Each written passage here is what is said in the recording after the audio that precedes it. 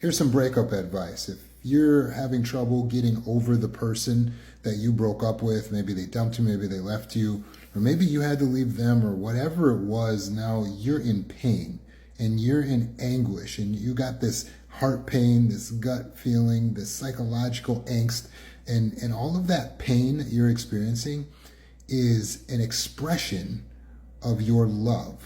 When you think about it at the core, just go ahead and meditate on it, and you'll realize the pain is attached to the love. Without the love, there would actually be no pain. So the reason why you're experiencing the pain is because you very deeply experience love. So therefore, it is not as much about that person as you previously thought it was. Because you're walking around thinking it has to be them, it has to be him, it has to be her. Like, that's the one. They are the one. It cannot be anyone else. I don't want to hear about anyone else. But all of that is because of you. You love. You are a being of love. And that's what you're actually expressing through the pain and the mourning is, I loved this person, or I love this person. I am mourning the loss because I am a being of love. Because think about it. If you did not love, so you weren't a good person, then you could not mourn. You could not feel pain over a breakup. You would not miss the person because you don't love. And you wouldn't have this special attachment to a specific person if you didn't have loyalty, if you weren't a being of connection, if you weren't someone who knows how to attach themselves. That attachment, that's loyalty. You're expressing loyalty when you say, no, it has to be them. Well, that's because you previously told yourself that, and at a time, all that love and all that specific attachment to the specific person was perfect. It was just what you needed because you were in a relationship with the person. But now, you're suddenly not. So the circumstances around you change, the world around you change, and now you have to catch up to it. So here's what you do. You're going to need to make a list every single day, multiple times a day, every time you are thinking about them in this painful way. And this is a devaluation list. All you're going to do is write down 5 reasons why they do not qualify as your potential mate. You have to recognize that just like a job position, the mate position is a whole like candidacy. It's like a thing that people need to try out for.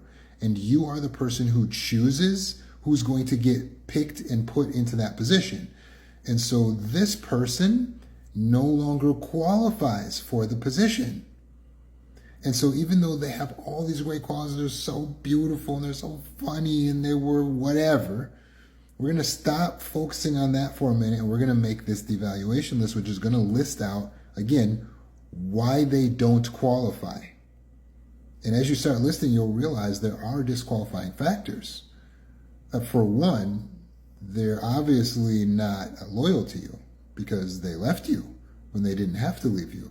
So that goes in the number 1 spot. Perhaps they're not they're not loving you or expressing their love for you the way you like for love to be expressed to you. That's going to go in the number 2 spot, right? And you got to go on. And now as you go deeper into the relationship, you're going to remember that there were certain things that weren't perfect about them that are disqualifying factors. And you need to write down 5 things. You can also be petty and write down little things that you just didn't like about the person. But you need to make a list of 5 things that's going to help to devalue them in your brain.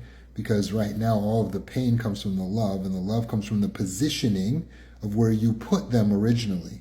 And gratefully, our brains have the ability to lock things in. So they're locked in a place right now in your brain so that you're feeling pain because you look and your reality is not matching up with the internal value system. They're here in your mind, but they're nowhere in real life. So you have to change your mind to match the new reality. And we do that by bringing them down in your mind and we're devaluing them so that they're not up here at the top anymore. Once you realize they just don't qualify, it makes it easier to be able to move forward. Finally, I want you to use propitious questions. A propitious question is a question that is to your benefit. That's what the word propitious means. But we use aggrandization in a propitious question and special wording. For instance, we use the word why, and then we aggrandize ourselves in the question, and we make it kind of extreme, kind of grandiose against the thing we're feeling and toward the thing we want to feel. Let me give you an example of a propitious question. If I crash my car and I'm feeling depressed about it, a propitious question is, why am I going to be wildly successful despite the crashing of my car? Why am I going to be madly attractive despite the fact that I don't have a car right now? And aggrandizing the situation in this way locks the rumination and stops me from fantasizing negatively about not having this car. So we do this in a relationship breakup with the situation. What you have to identify is what is the specific thought and give it wording that's giving you pain right now. And it may shift when we fix this one, it may shift to something else, but find the specific, like pause the video and ask yourself, what specifically about this breakup is really bothering me? Write down the sentence, give it wording, something like, because they were the only one for me, or something like, because they were my everything. Now you use the propitious question to go in direct opposition to the old way of thinking. And that will sound like this. If the thought was, because they were the only one for me, then your propitious question is going to sound like this. Why is it an absolute fact that they were definitely not the only one for me?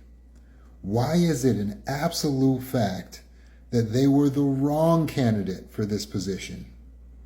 And then you just relax and allow your brain to reverse from the rumination that you were in and start giving you propitious or beneficial thoughts that are going to start making you feel better. Let's say the thought that's bothering you is, I invested so much into that person. I invested so much into them. So the propitious question that you create would sound something like this. Why has my investment totally been worthwhile despite the fact I'm not going to be with them? Why will my investment still pay off 100-fold better than ever now that I'm not going to be with that person? Then just relax and allow your mind to reverse out of the old rumination and start to give you new thoughts and answers. The thing that's bothering you is, well, what if the next girl gets the best version of them?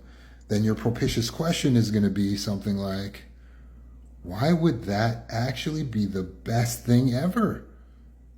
Why would it be actually wonderful for him to give the next girl the best version of him? And then sit back and let your brain start to automatically answer the question. These two tools will diminish your pain by 80% within the next 7 days. That's guaranteed. If you guys want to learn more about how to get over someone in a breakup, let me know and I'll drop a course.